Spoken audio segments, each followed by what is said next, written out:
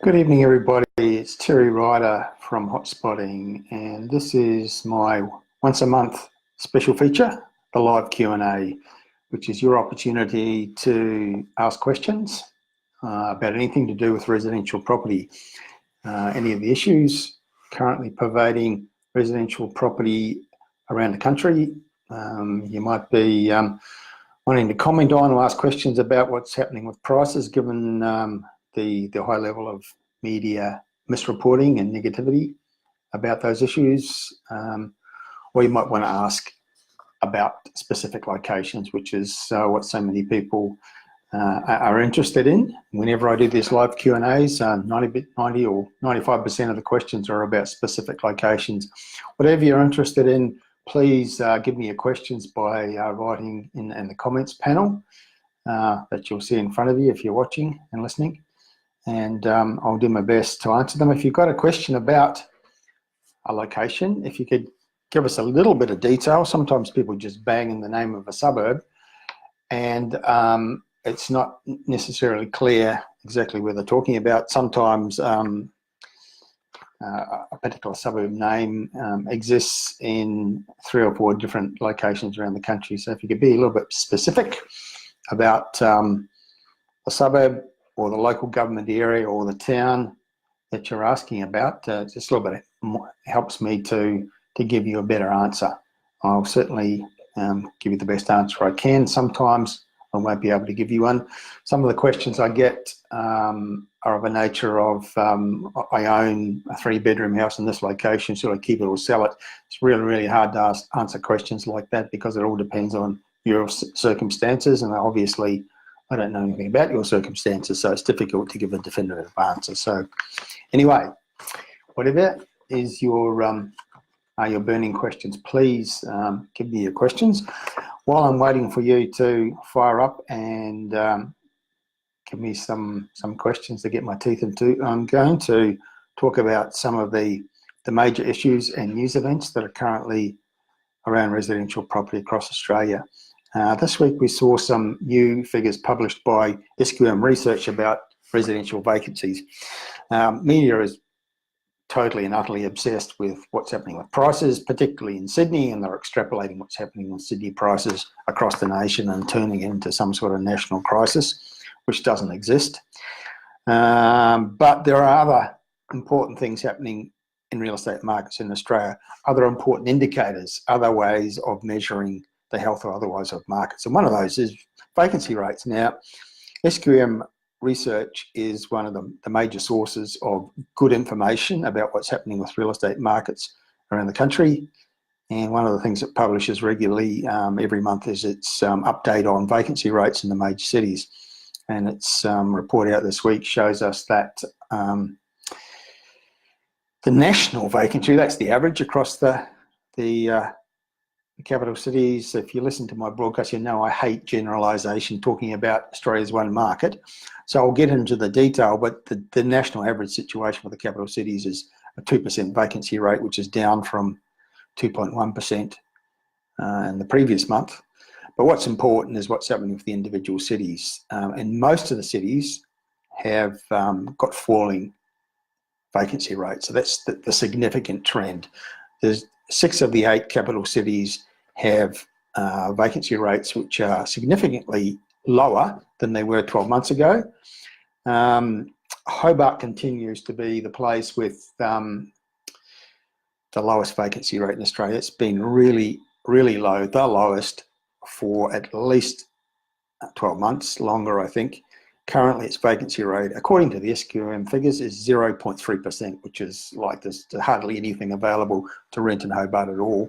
It's been that way for a while, and I keep wondering why developers and investors aren't taking this opportunity to increase supply in that market, because demand is strong, vacancies low, rents are rising, and prices are very strong in Hobart. So it is the #1 boom market in capital city Australia at the moment. And very low vacancies is just one indicator of that. Canberra's not far behind. Canberra's vacancy rate, according to these figures, is 0.6%. A year ago it was 0.8, so it's been low for a while, but it's just got lower.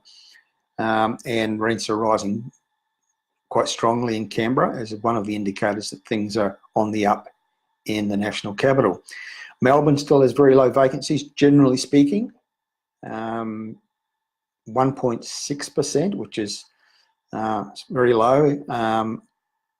In the previous month, it was 1.7, so it's just got a little bit tighter. Adelaide is 1.1%. A year ago, it was 1.4. So Adelaide's had a tight rental market for quite a long time. I keep talking about the prospects for the Adelaide market. I think it's got much better prospects than most investors realise, and very low vacancies is just one factor. A couple of the markets where vacancies have been a little too high in recent years have improved a lot in the last 12 months. Brisbane a year ago was 3.4%, with a lot of that in the inner city apartment market. Now its vacancy rate overall is 2.7%. So it's come down a lot in 12 months, and partly that is because of the gradual soaking up of the oversupply of inner city apartments. So Brisbane's situation has improved a lot. Perth was 4.4% 12 months ago, now it's 3.3%. So it's almost down at that sort of 3% comfort level. And there are individual precincts in metropolitan Perth which are lower than 3%. So it's just all part of the evidence that Perth is improving and getting to that point of recovery. The two cities where vacancies have worsened in the last 12 months are Darwin, which just seems stuck in this downturn. A year ago, according to these figures, Darwin's vacancy rate was 2.6%, which was indicated that it starting to rise out of its slump, because it's been much higher than that in recent years. But it's risen again, according to SKM Research. It's now 3.8%. Darwin just seems mired in a downturn it cannot seem to escape. And Sydney, still below 3%, but a year ago it was 1.8%, and now it's 2.8%. And there are some precincts of Sydney which are much higher than that, particularly sectors that are dominated by apartments. So, yeah, overall, a very, very strong situation for the capital cities. As I said, 6 of the 8 capital cities have vacancies that are much lower than they were 12 months ago, and 7 of the 8 have vacancies at or below that comfort level. So pretty strong, and we're seeing rents rising. Rents are actually rising more strongly in many places in capital city Australia than our prices. I might get to that in a moment. I just got a question here from Hussein, who is, I want to get your opinion on how you view Tamworth in terms of future growth and yields. Glad you asked me that question, Hussein, because we have recently updated our location report on Tamworth. Tamworth is one of the many locations around Australia that we have a specific location report on. We have reports on the locations that we rate in terms of their prospects for future growth, and Tamworth is one of those places. In our latest research for the Price Predictor Index, later this week we'll be publishing the spring edition of the Price Predictor Index, in which we examine sales volumes, sales activity in every town and suburb in Australia quarterly, to see what the patterns are, whether demand is rising or falling or going sideways, because patterns of growth or otherwise with sales activity, which means demand, is often a precursor to prices going one way or the other. And in our latest research for that, Tamworth came up very strongly as a market in regional Australia, one of many in regional Australia where activity is rising. This is the point I'm at pains to get out there to real estate consumers, that so much of our national media comes out of Sydney. Sydney market is in decline, generally speaking, and they're extrapolating that Sydney situation to a national downturn, and it simply isn't true. There are many, many markets across Australia. In fact, most markets in Australia in most locations are more likely to be rising right now than falling. And in regional Australia, that's one of the strongest jurisdictions anywhere in Australia. There are growth markets right across regional New South Wales, and Tamworth is one of them. And I like Tamworth because it's got a diverse economy. It's a large regional centre. It's got a place of importance in the Australian fabric. not just because of its country music fame, but for other reasons. It's an important centre for agriculture, for tourism, and all sorts of other things. And it's very affordable. You can buy property there in the 200,000s and the 300,000. Rental yields are much better than you get in the capital cities, up in the 5%.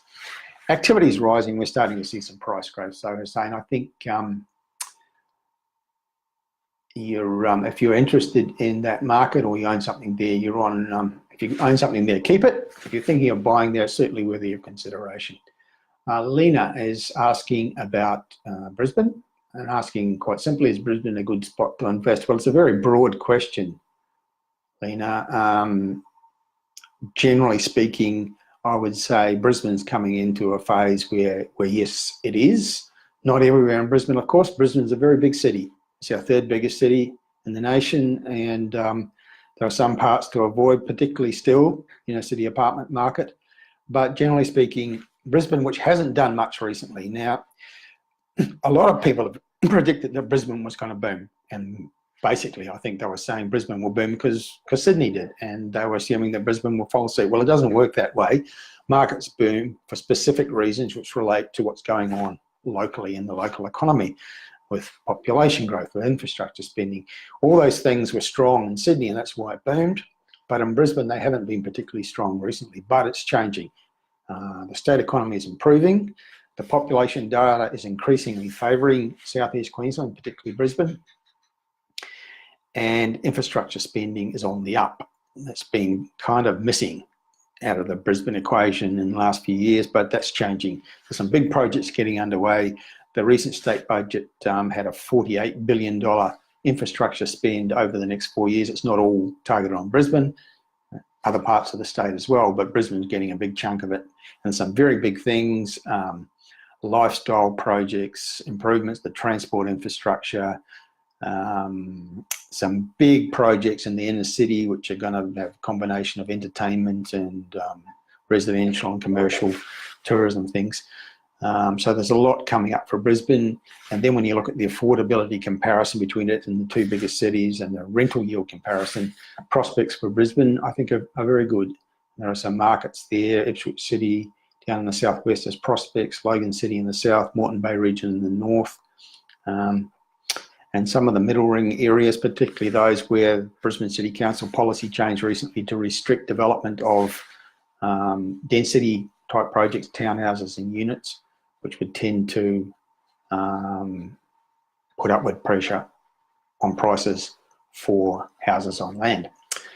Luke, asking, what's your best city for investment right now?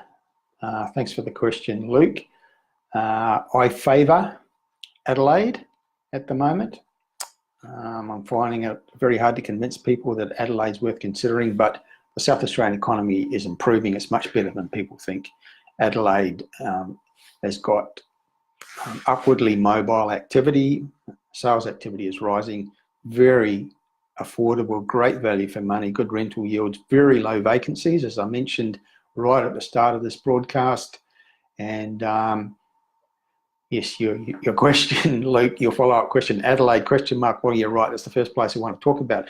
I think Perth has really good prospects as well, because Perth is moving into a recovery phase. And most people are waiting until they read there's a boom in Perth, and then they'll dive in, but the smart people will be considering it now because prices are down. The market's been going gradually backwards for the last, say, 4 years, but it's no longer falling. It's starting to rise again. All sorts of reasons for that. The economy is improving. Vacancies have dropped. Sales activity is rising. The top end of the Perth market, and this is true of Adelaide as well, Luke, it's an indicator of the start of a cycle, I think, and the top end of those two cities has shown strong price growth in the last 12 months. The $1 million suburbs have had, many of them have had double-digit growth in their median prices in the last 12 months, and I think it's the beginning of something there. It's also happening in Canberra, incidentally, which is another place I'd consider, but I'd probably have Adelaide first. Perth would be up there. Brisbane's worth considering. And then, Luke, you also put a question mark over Launceston. Launceston is already a very hot market. It's certainly pumping very strongly at the moment. I suggest the best time to buy there was a year or two ago. But regional Tasmania is one of the hottest markets in Australia right now. Not getting any airplay in national media because national media is pretty much obsessed with Sydney and to a lesser extent Melbourne and ignores the rest of Australia. But particularly regional Australia, unfortunately, because that's where we have some of the strongest growth markets at the moment, and Launceston is one of them. But I would say best time to buy there has passed. If you buy there now, look, you'll still get some growth, I think, but could have been better to have bought there 12 or 18 months ago. Price is still, by national standards, very affordable, but property selling very fast there. So in terms of regional markets, I'd be thinking about places like Ballarat and Bendigo. Bendigo ranks highly for me. Ballarat's already had some uplift and it's quite a hot market. A lot of people out of Melbourne buying in Ballarat, but now it's started to ripple out to Bendigo, and it's the one that's a little bit further back in the cycle at Ballarat, but promising to do similar things. So those are the ones that I would be considering just at the moment. There's plenty of places in regional New South Wales and in Queensland. Sunshine Coast is strong. Mackay's recovering. Townsville is the one I think has got great prospects for the future. It's still down, hasn't shown any price growth yet, but it will because there's $25 billion worth of spending coming into that economy, and it's going to do something. Okay, Alan, have you any thoughts on Mirrabooka versus Forestfield? Not specifically in those terms, Alan. I do have some comments about Forestfield. It's a market that we have a report on, and we recently updated it.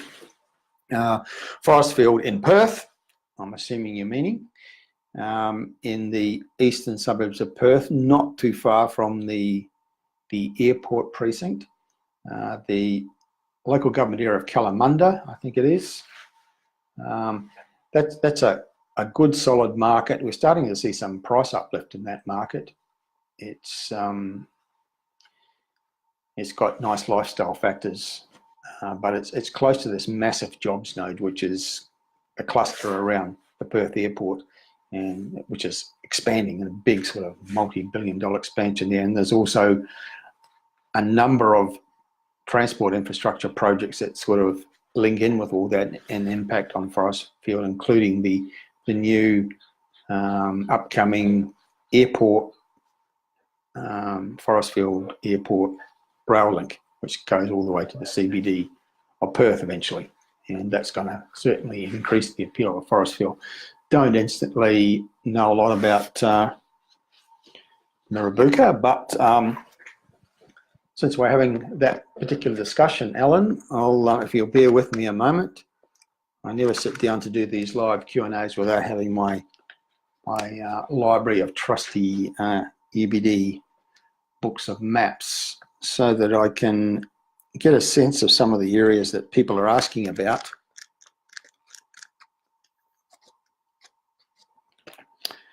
Okay. So Mirrabooka is in that area. Okay, yeah.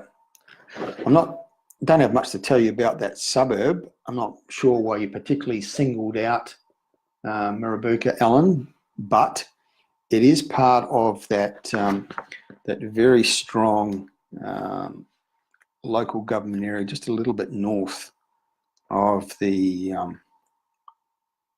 Perth CBD, and it's one that's showing some pretty good uplift in the last little while. Just give me another moment. I just got to go to another page in the book of maps. Have a look at this. Yeah, that precinct is one of the ones I think that's leading the recovery in the Perth market, generally speaking. And Mirrabooka looks to have a lot of things it's close to in terms of infrastructure and things that, there's lots of green space, for example. So it looks like a good place, but I'm not really familiar with it, so I can't give you any definitive opinions. I'm sure you can make an argument for both places. I do like the general precinct in which it sits as one that's nicely situated, good infrastructure, and it's part of the as an integral part of the uplift in the Perth market. I notice, looking at the map, there's a lot of schools, TAFE complexes. It's in terms of infrastructure and desirable features that help people decide they want to live in a place, Mirrabooka looks pretty strong without having much of an opportunity to study it in detail. Okay, Arfan, opinion of Parramatta. Look, a little bit concerned about Parramatta and the current part of the cycle for Sydney. Arfan, a lot of apartments have been built there at a time when demand for the product in that area is been falling. So I'm concerned that we're going to see rising vacancies and that values are going to fall in the short term in that market. It's one of a number of places around Sydney. I think Sydney market's pretty resilient actually overall, but the precincts that have the most concern are some of the areas where there's clusters of suburbs with lots of apartment developments in recent times. And Parramatta is one of them. I mean, generally speaking, Parramatta ticks a lot of boxes. You know, it's a major commercial centre. It's like a mini CBD west of the Sydney CBD. Lots of good infrastructure, transport links, jobs, etc. The main concern is the number of new apartments and whether, with demand falling away at the moment, particularly from investors, where we're going to see rising vacancies. So just be a little bit wary of that market. Just watch it for a while. I certainly wouldn't be diving in there at the moment. Carolyn is asking about my thoughts about Bowen in Queensland. Now, a timely question, Carolyn, because Bowen is one of those markets, and there's a number of them which have been through some tough times because of their links to the resources sector and the fact that the resources sector went down after a period in which it was, you know, a long resources boom, and locations that were strong links to the resources sector saw some big price growth, and then developers piled in and built lots of new product, and then the resources boom stopped. And so places that had been part of that whole dynamic found themselves with lots of empty properties, rising vacancies, and falling property values.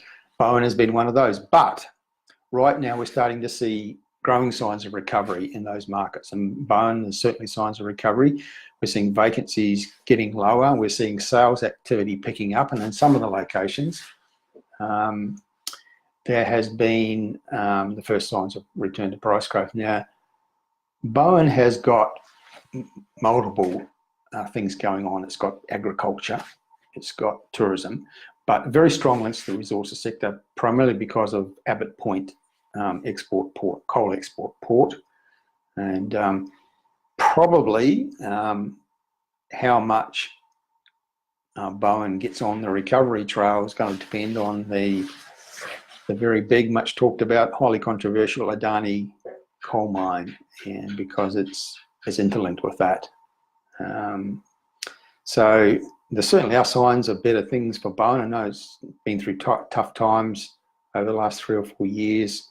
Seems to be on the comeback trail. There's other places in similar vein, Emerald, Mackay. Mackay is well advanced in recovery.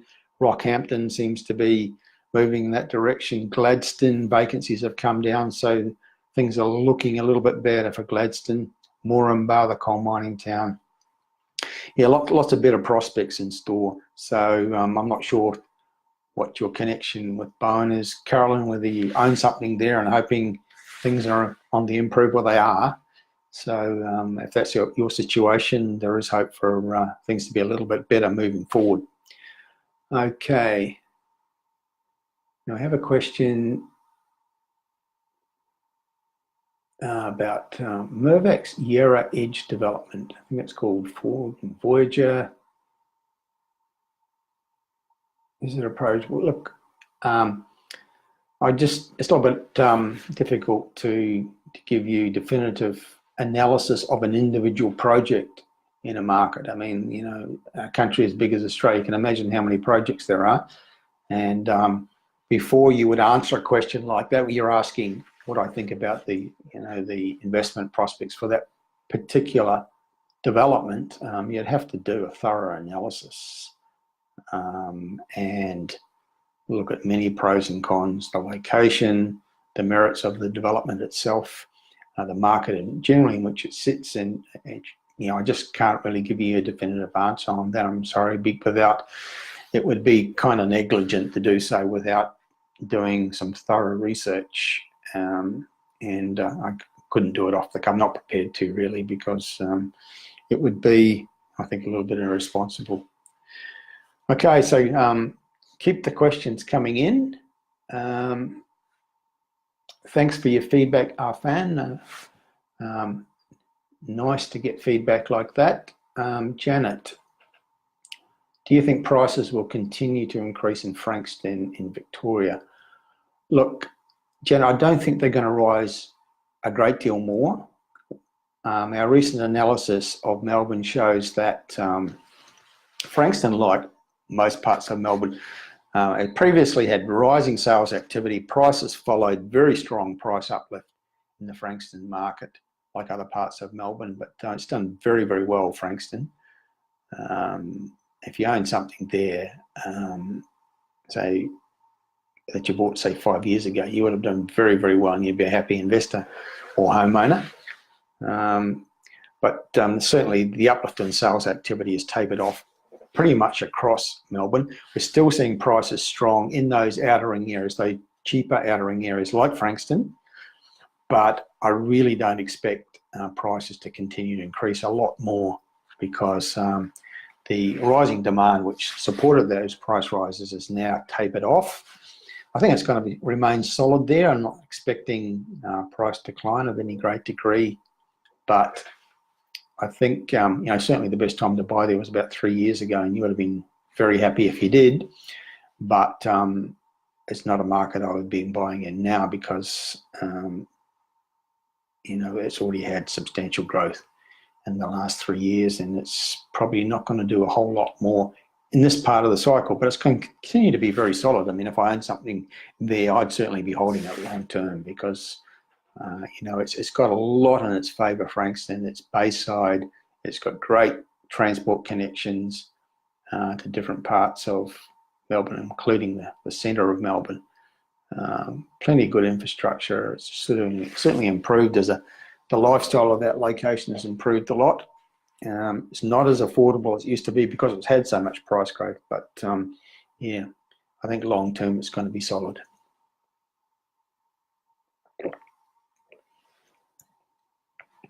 Now, Louise is asking my thoughts on the city of Maroondah in Melbourne. We've just recently analysed for the Price Predictor Index. I mentioned earlier that the spring edition will be out later this week, before the end of the week. Thank God, because it's such a huge task putting that together. We look at sales activity in every town and suburb in Australia, and recently analysed that for Melbourne, and Maroondah is one of those, I guess, middle market areas that is very typical of what's now the state of play in Melbourne, and that is, we classify suburbs in terms of whether sales activity and demand is rising or plateauing or just consistent for a long period of time or falling. Sometimes we classify areas as a danger market. Maroondah is one of those places where it has a lot of plateau markets, which means sales activity demand is no longer rising. It was previously, but in the last, say, 12 to 18 months, sales activity has tapered off, and it's become what we call a plateau market, where demand is still pretty solid, but it's below the previous peak that was reached maybe, say, 2 years ago.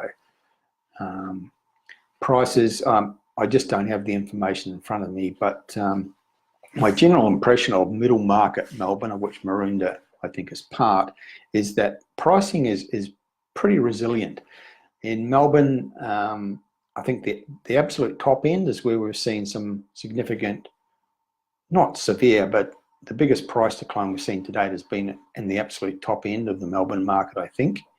The middle market areas, the ones where median prices might be 800,000, 900,000, a bit over $1 million, they're generally speaking pretty solid with their pricing, maybe small decline in some areas, still in annual terms a slight rise, but no longer rising significantly.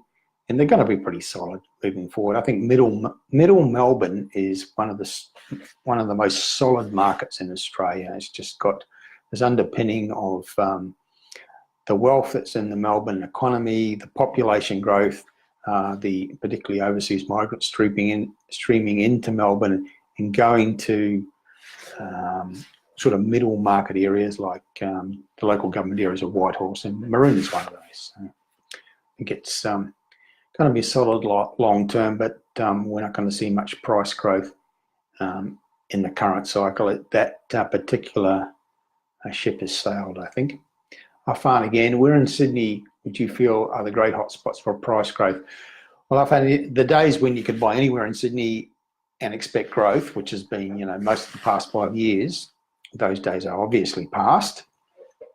But there are still places where you can buy in Sydney with prospects for good growth, taking a medium to long-term view. And I would suggest that the best thing to do is to follow the infrastructure trail. One of the things that drove Sydney's economic upturn, and out of that came the property boom in the first place, was a very, very big spend on infrastructure, transport infrastructure in particular. And that's ongoing. There's still big infrastructure projects out there happening. There's more to come. And one of the first that springs to mind, which presents possibilities for investors to buy and get future growth, is the Badgerys Creek Airport, which is a happening thing. And we're already seeing property within reasonable vicinity of the site for the second Sydney airport show probably the strongest value uplift of anywhere in Sydney in this recent cycle. But there's going to be more of it. One of the things is it's not just the airport, it's more particularly the jobs nodes that will spring up around it. You go to any city and look at the main airport in a capital city in Australia, there's a massive jobs node around it, commercial, industrial, property, businesses that have a reason to want to be close to the airport. And so we're going to see that happening big time in Badgerys Creek. So locations that are, I guess, relatively affordable by Sydney standards and close to there are going to do well. So we're talking about Penrith, we're talking about Blacktown, we're talking about some of the suburbs of the Liverpool local government area. These are places to consider for future growth. Another place that springs to mind for a different reason is the city of Ryde. We're seeing a bit of a trend recently where there's a bit of a backlash against density development, which has been encouraged in many of our cities, including Sydney, to try and contain urban sprawl within the existing footprint. But there's a backlash along with the argument being that infrastructure hasn't kept up and it's created congestion. So in the city of Ryde, they've basically put a ban on rezonings and on new development of units and townhouses.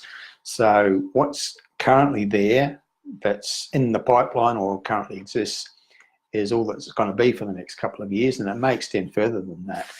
The local member is also a senior minister in the New South Wales state government, and he's very, very strong on trying to stop further development. And that would tend to put a floor on the value of existing property and put upward pressure on prices the longer that development ban continues. So that's another one to consider.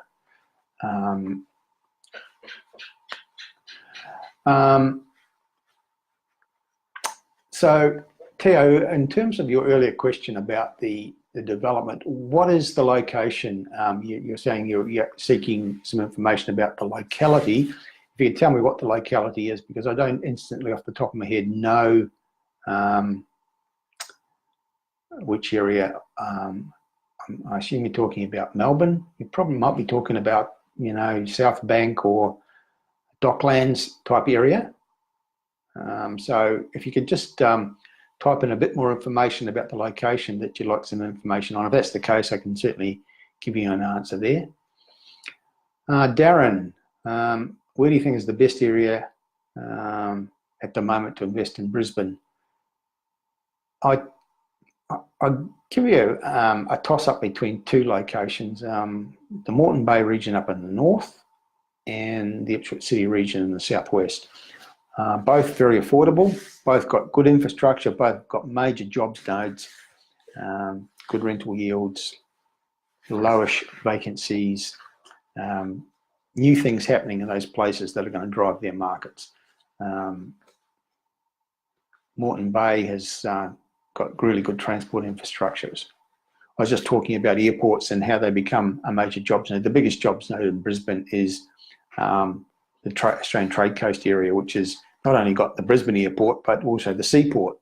So the two big ports of Brisbane are close together, and around there's this huge jobs node. Moreton Bay suburbs are close to that. You've got the new rail link to Redcliffe, which is a bit of a game changer there, and you've got the new university campus in the Petrie area just starting to get underway in terms of construction. So those are factors in that market.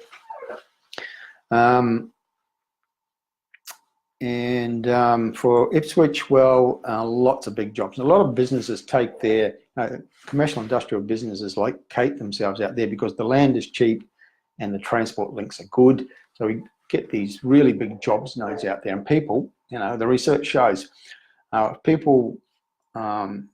what drives people to choose a location where they're going to live.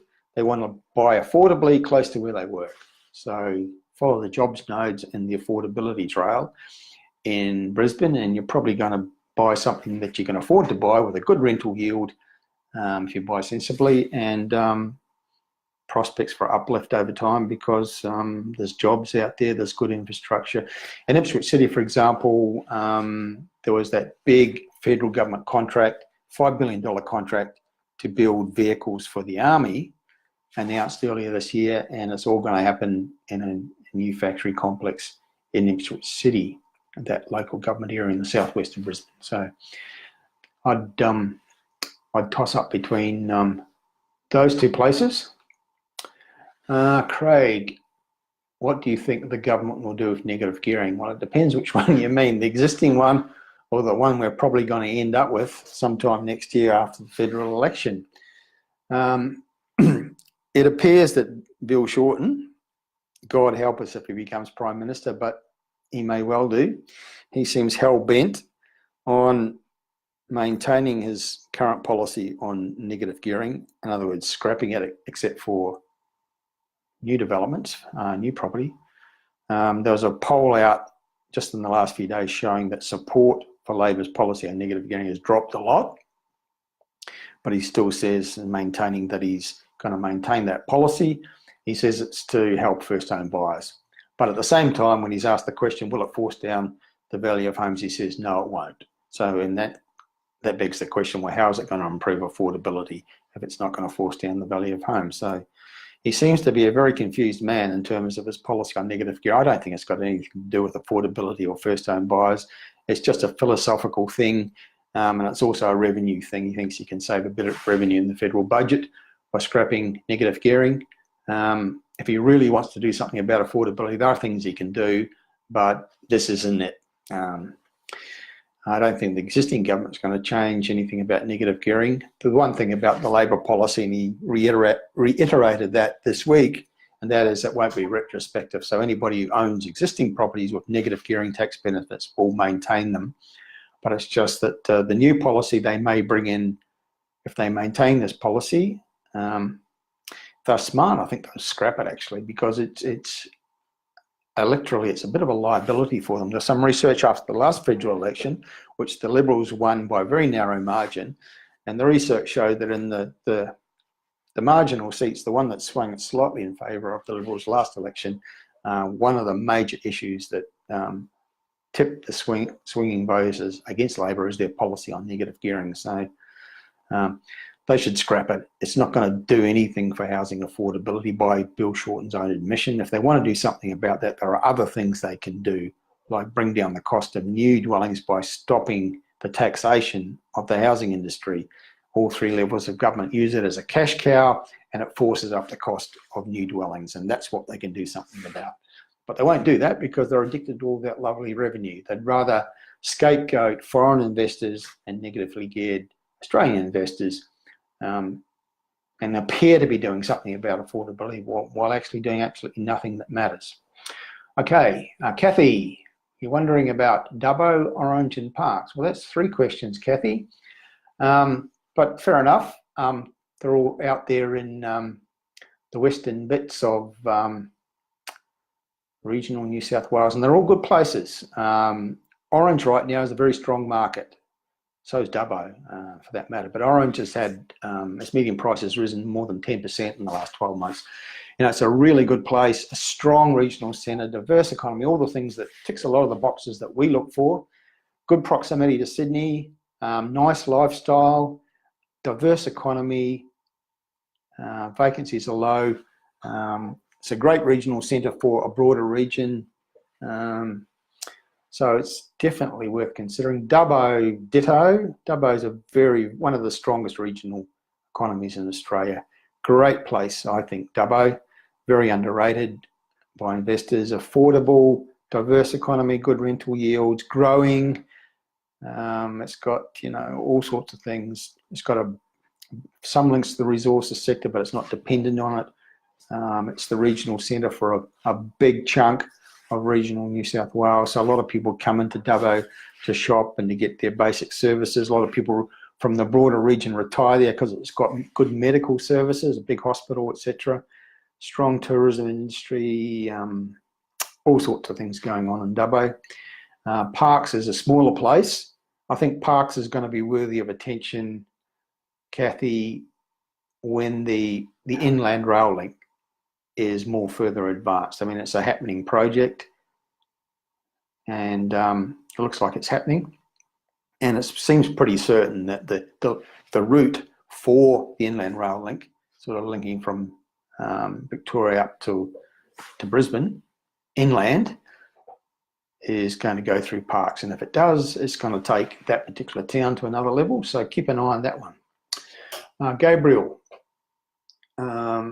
thanking me for my great contact. Thank you, Gabriel, for your feedback. You say you've listened to my podcast and I mentioned regional Victoria and regional New South Wales. What's your view on Albury-Wodonga? Seems like a big regional spot between the two states. Yeah, it's on the border with Albury in New South Wales and Wodonga in Victoria, which is a bit of a pain in the butt for local businesses, but nevertheless, it's one big city and a very strong one. I mean, it's very impressive, Albury-Wodonga. It's very strategic in its location. It's one of those places that's sort of within a certain distance of Melbourne, a certain distance of Canberra, a certain distance of Sydney. So lots of big businesses that need to have like a big distribution warehouse and network locate themselves in Albury-Wodonga because they're within a certain number of hours of some of the most important cities of Australia. And it's got lots of diversity to its economy. It's very affordable. We just published this week, in fact, our 2 cheapies with prospects reports, the city edition and the regional edition. The regional edition of top 5 cheapies with prospects. It's a national report. Albury-Wodonga's in that report. So, Gabriel, if you'd like to learn a little bit more of what we think in detail about Albury-Wodonga, those 2 reports are available as a bundle together at a discounted price.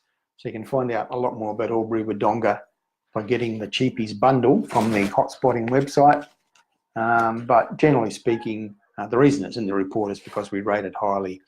Strong, diverse economy, lots of different strings to its economic bow, very affordable, and our survey of sales activity suggests that demand is rising in that market. And there's another rail link that's proposed, fast rail between Melbourne and Sydney, and if that happens, then Albury-Wodonga is going to be one of the key parts of that route.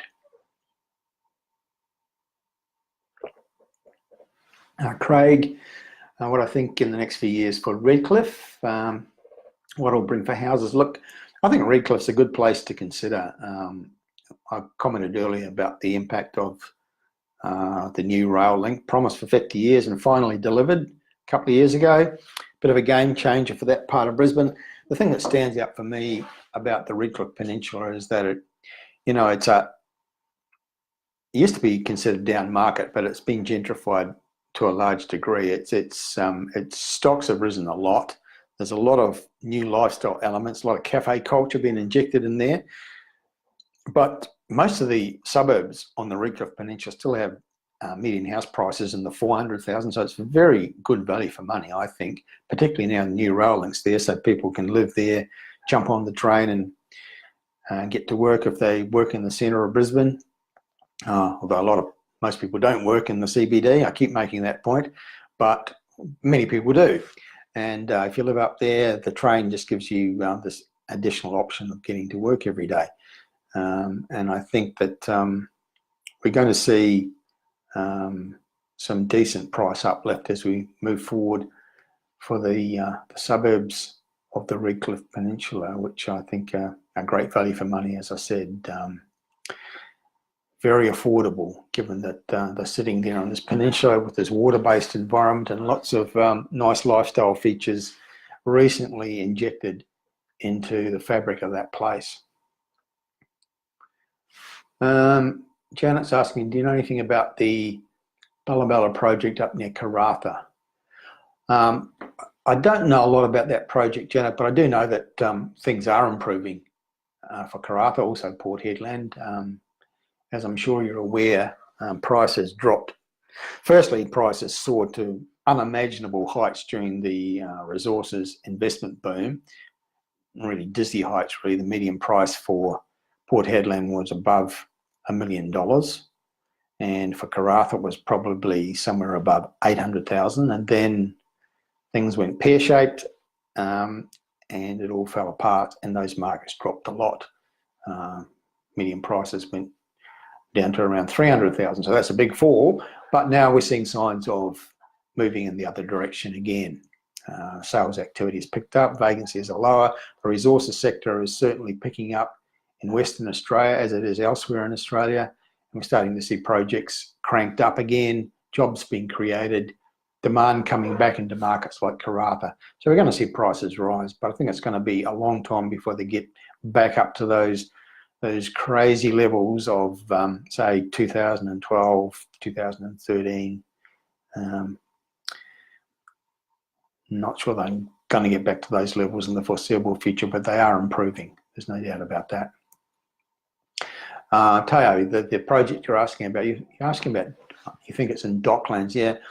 Just, there's always been a bit of a concern about, Docklands, South Bank, Melbourne CBD, that we were going to end up with an oversupply of apartments. It hasn't as yet really manifested as yet. There's been a lot of new supply coming to those markets. I was recently a speaker at a seminar, which was basically a forum of developers in Melbourne, and spoke to many of them, and they were on stage answering questions from the audience, and they and some of the property professionals that market apartments in Melbourne were indicating that the take-up, the sales rates are pretty strong. They're pretty happy with where those markets are at. They feel that the demand is good. Just the level of demand versus the level of supply. And there's lots of new projects have been built there and are being built there. It would tend to suppress the potential for capital growth, I would suspect. Certainly historically, the uplift has not been strong, and that's a factor for inner city apartment markets. You can certainly buy pretty good value for money in those markets, but I'd just be careful. Check out the vacancy rates, check out the new supply that's coming to that market, not just the merits of the individual project, to feel comfortable that what you're buying is going to be worth what you're paying in 5 years' time. Okay, Darren. is asking, how much steam do you think Geelong has left? Yeah, good point. That's a pertinent question.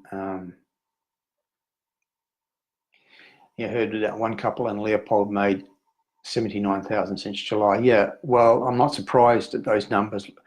Some of the suburbs of the city Greater Geelong, probably the strongest price growth anywhere in Australia in the last 12 months. I know that the more affordable end of that market, suburbs like Norlane and Corio, their median prices have lifted 30% in the last 12 months.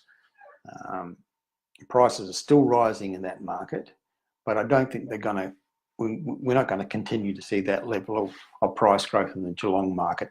It's been strong for the last couple of years. It's been one of the strongest markets in Australia. It still is, but we're not going to see another year of 30% growth in those suburbs. I'm pretty sure of that. We're starting to see the level of growth tapering off. Would have been a great place to buy 2 years ago. But yeah, people who bought there 6 months ago, 12 months ago, 2 years ago have had great capital growth. It's just been an outstanding market for all sorts of reasons. More affordable than Melbourne, great links to Melbourne, but its own local economy is very strong. There's lots happening in Geelong. I know we've all heard about the car plant closure, but the new things happening there creating jobs is far outnumbered the jobs lost in that particular incident. And Geelong's a very, very strong regional city, going places, going to be strong long term. But for now, the big period of growth is almost done, I think. Okay.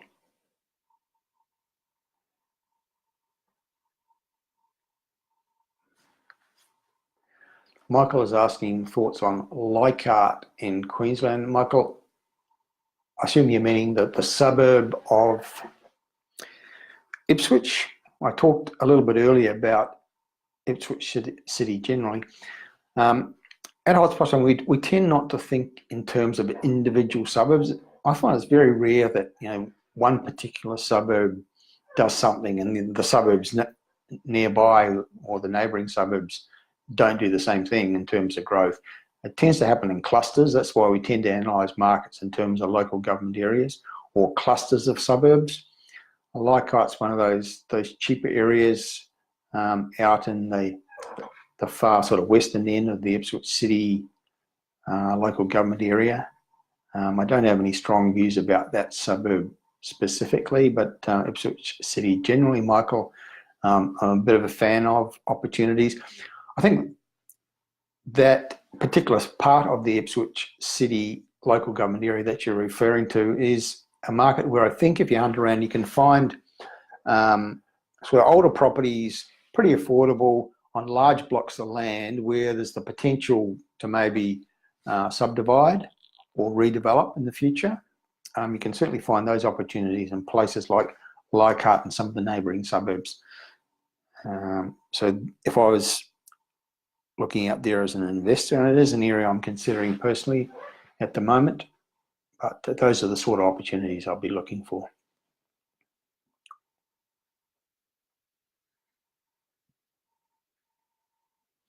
Okay, lots of good feedback coming back. People thanking me for earlier comments. Kathy, Janet, Craig, thanks for your feedback. Teo, I really appreciate it. Adrian saying, Terry, I agree. I live in Geelong, spot on. Yeah, well, lucky you, Adrian. If you live and own real estate in the Geelong area and you've owned it for a few years, you'd be pretty happy with your asset register right now, I assume. Yeah,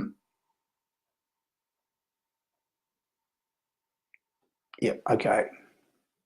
So where are we in time-wise? Yeah, we've been going for almost an hour. Happy to keep going if the questions still keep coming in. I actually had a pile of reference material here to talk about some of the issues, vacancy rates, very strong information, the capital cities, rental growth, also pretty solid.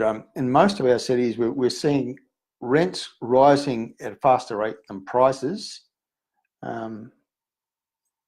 not in all cities, but rents are strong. That's because these vacancy figures I referred to at the beginning of the broadcast are very low in most cities and getting lower. That's the point. So I've dealt with all of the questions that come in to date. I'll just wait a little bit longer to see if any more come in. While I'm waiting, I just want to refer to something. I did an interview on ABC Radio earlier this week. It was actually out of the Sunshine Coast, ABC Radio there. And they were, the broadcaster, Rob Blackmore, was asking a question that I wish more journalists around Australia would ask. He was confused because he had seen data on what's happening with prices on the Sunshine Coast from CoreLogic, and then he saw data on what's happening with prices on the Sunshine Coast from the Real Estate Institute of Queensland. And there was some conflicting data. And he was asking, well, how is that so?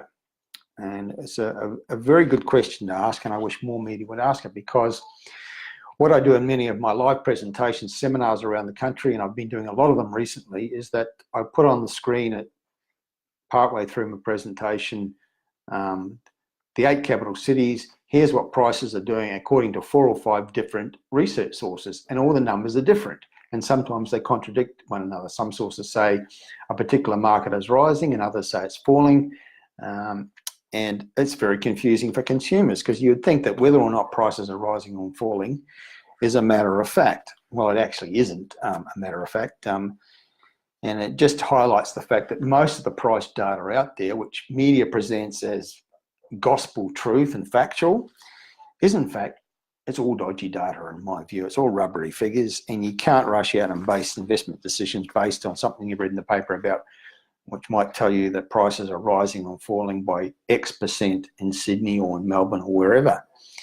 Because if you get figures from another source, you're going to get different numbers. And that was true for the Sunshine Coast recently. And the ABC announcer, Robert Blackmore, was asking how is that so? And I was trying to explain to him that some of what I just said. What I can say about the Sunshine Coast is that it's definitely the strongest market in Queensland right now. Prices in many of the suburbs of the Sunshine Coast have risen in double digits in the last 12 months. And it's a very strong transition economy. Things are definitely improved for the Sunshine Coast, and that's why the real estate market is rising. How much it's rising depends on whose figures you believe, and that's one of the problems that we were talking about in that interview live on ABC Radio at the start of this week.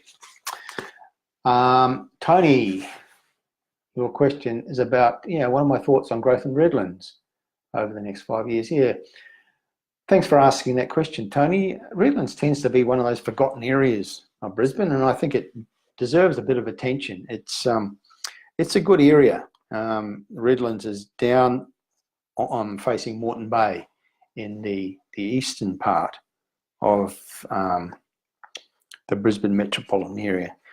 Doesn't get talked about a great deal, and I'm never quite sure why, because it's got some really good suburbs, places with a lovely outlook over the gorgeous Moreton Bay and looking out to the islands, Stradbroke and Moreton Islands, which are beautiful places to visit, and quite a good level of affordability in those suburbs out there. There's some good infrastructure, and there's some big things coming up in the local economy, some big developments that are perhaps going to create jobs and improve the lifestyle, although there's also some environmental concerns about some of those, I note. But generally speaking, I think when we analyse the numbers for the Brisbane metropolitan area in terms of demand, the Redlands is increasingly coming up more strongly as a place where there's gradually rising sales activity in some of the suburbs out there. So I think the prospects are improving for Redlands. I think it's a market that deserves more attention than it gets. So I hope that's helpful, Tony.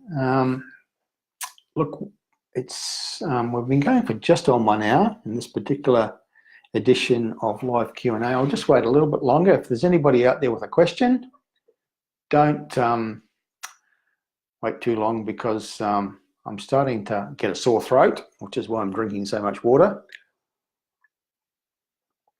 And I might call it quits pretty soon. Danny, thanks for tuning in, Danny Buxton. You're saying totally agree with your comments. Mentioning that you live at Minyama. Well, lucky you. Yeah, you're referring to the data that's out suggesting that the median price for Minyama has risen by more than 40%. When I saw that number, Danny, I was instantly suspicious. I did some deeper research because the CoreLogic figures said that the median price for Minyama had risen 46% in 12 months. And whenever I see that, I think it's a statistical aberration of some sort, maybe caused by a small sales sample. I found some other sources which had similar numbers, and then other sources which had much lower numbers. I think it's pretty certain that property values haven't risen that much, but certainly there's been some uplift. I'm not surprised about Minyama having some value rises.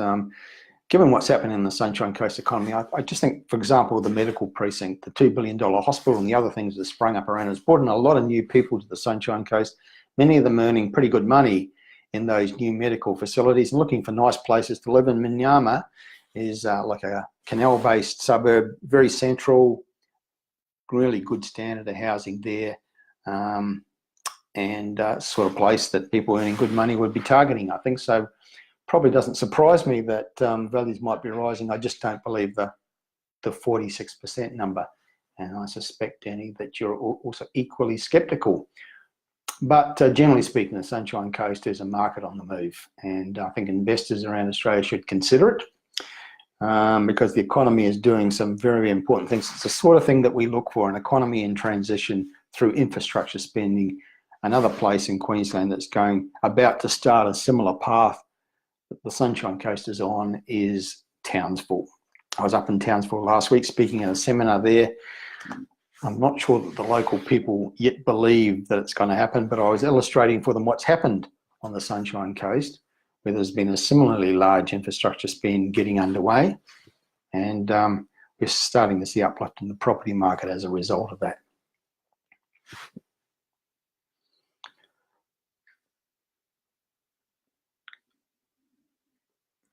And Danny is asking further, can I comment on the Sunshine Coast hinterland? Well, I live up there, as you know, Danny. I've never considered it a hotspot, just a great place to live. It's kind of, it'll probably get some ripple effect from what's happening down on the coastal strip of the Sunshine Coast. But essentially, it's a place that's about tourism and retirement. And those sorts of elements tend not to drive really strong uplift in prices. That was one of the problems for the Sunshine Coast until the recent changes, which have brought new industries like the medical precinct. We're seeing the new CBD start construction. There's going to be a big development of the airport, making it an international facility. All those things are changing the nature of the Sunshine Coast economy, making it stronger. But up here in the hinterland, it's all about lifestyle, great place to live. Don't really want to live anywhere else, but don't really see it as a budding hotspot.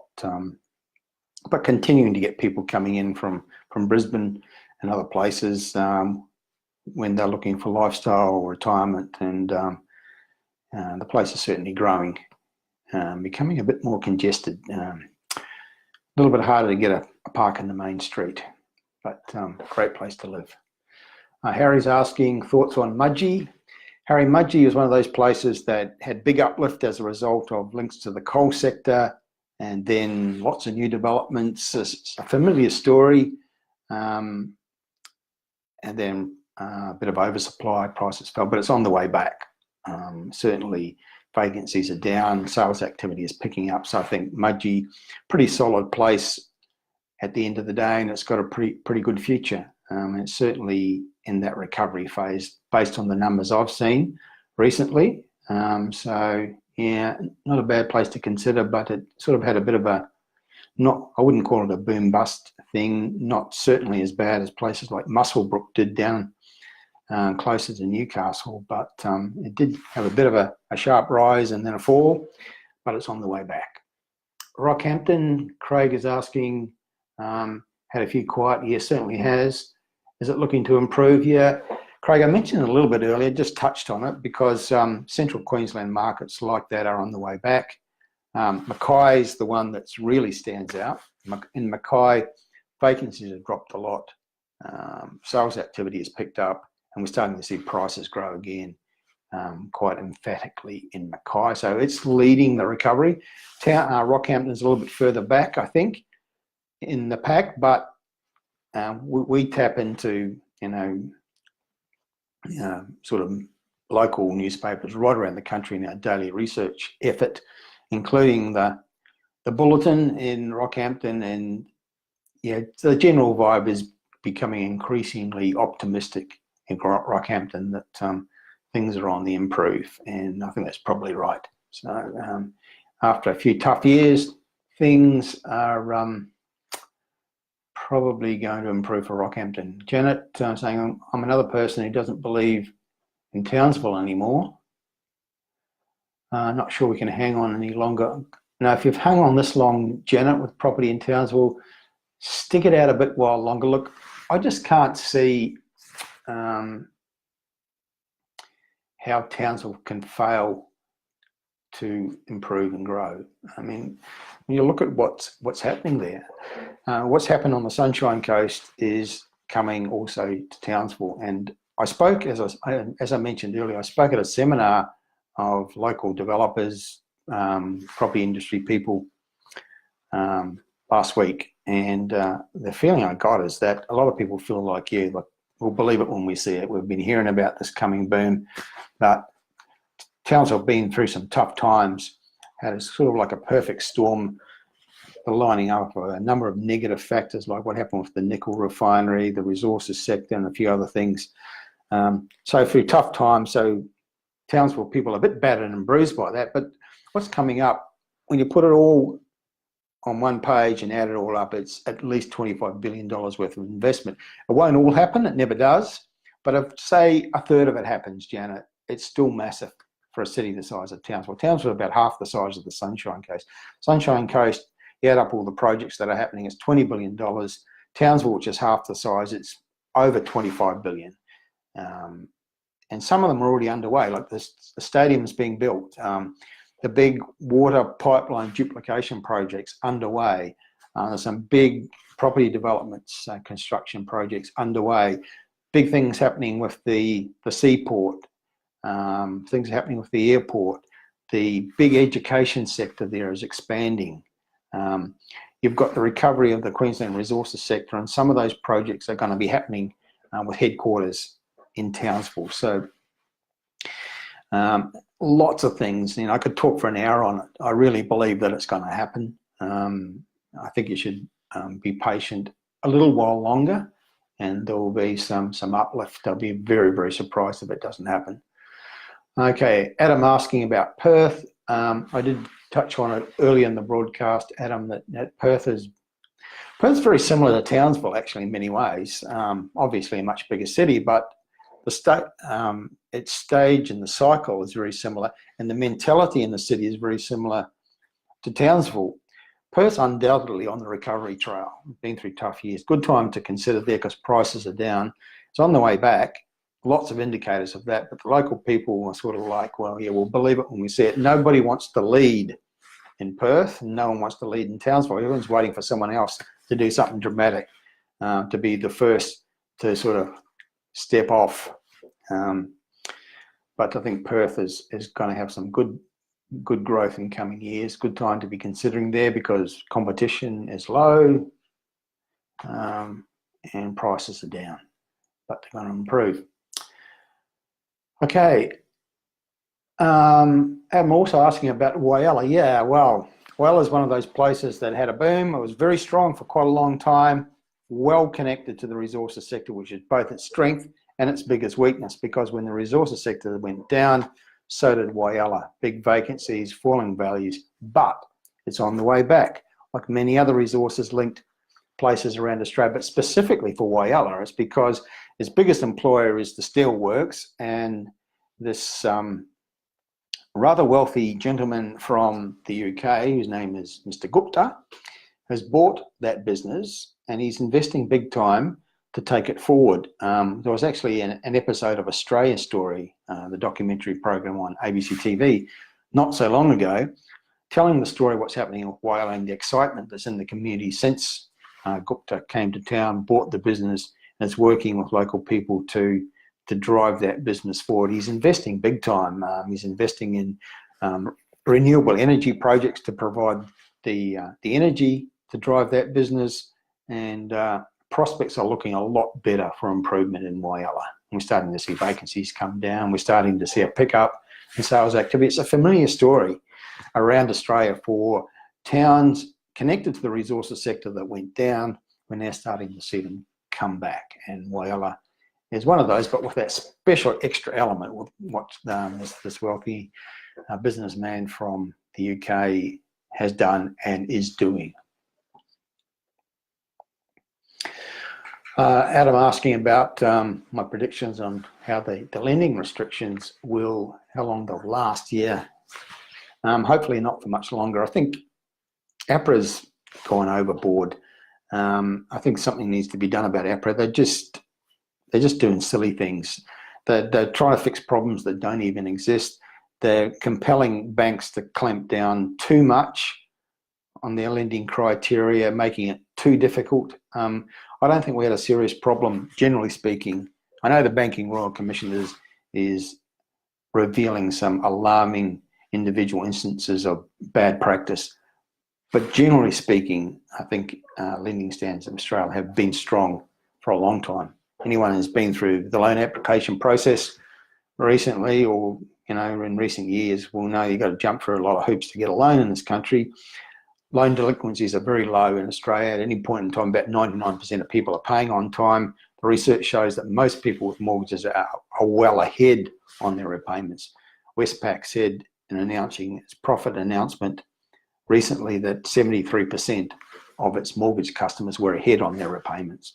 I don't think we have a big problem. I just think they need to throttle back a bit and let's get back to some normal practices.